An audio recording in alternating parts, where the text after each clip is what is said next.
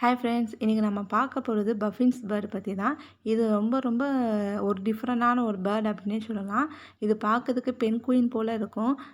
அது மட்டும் இல்லாமல் அது ஒரு மூக்கு பார்க்கறதுக்கு வந்து கிளியை போல் இருக்கும். கால் பார்க்கறதுக்கு வாத்து போலையும் இருக்கும். இதுக்கு ஒரு செல்ல பேர் கூட உண்டு, கடல் கிளி அப்படின்னு இருக்குது. இன்னொரு பேர் நீர்மூழ்கி பறவை அப்படின்னு இருக்குது. இது கூட்டமாக தான் வாழும்.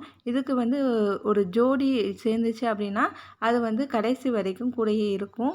தன்னோட குஞ்சுகளை ரொம்ப வந்து சேஃபாகவும் பார்த்துப்பாங்க. இதுக்கு வந்து 3 வகையான பஃபின் பேர்ட்ஸ் இருக்குது. அது வந்து அட்லாண்டிக் பஃபின் பேர்ட்ஸ், காண்டண்ட், டஃபட்டட் அப்படி சொல்லிட்டு 3 வகையான பேர்ட்ஸ் இருக்குது. அதோட கால் வந்து வாத்து போல் இருக்கிறதுனால அது அழகாக வந்து நீந்திட்டே போகும். அதே மாதிரி பெண் குயின் மாதிரி கடல் ஆழம் வரைக்கும் அது போய் மீன் பிடிச்சிட்டு வரும்.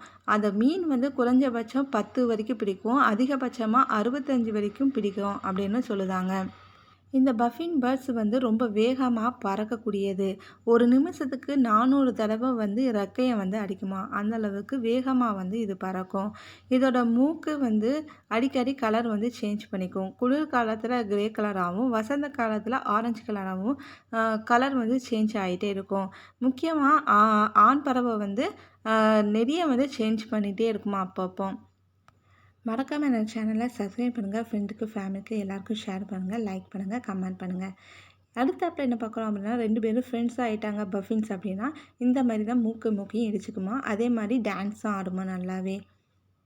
உங்களுக்கு பஃபின்ஸ் பற்றி ஏதாச்சும் தெரிஞ்சிச்சு அப்படின்னா என்னோடய சேனலை கமெண்ட் பண்ணுங்கள். மற்றவங்களும் அதை தெரிஞ்சுப்பாங்க. தேங்க்யூ.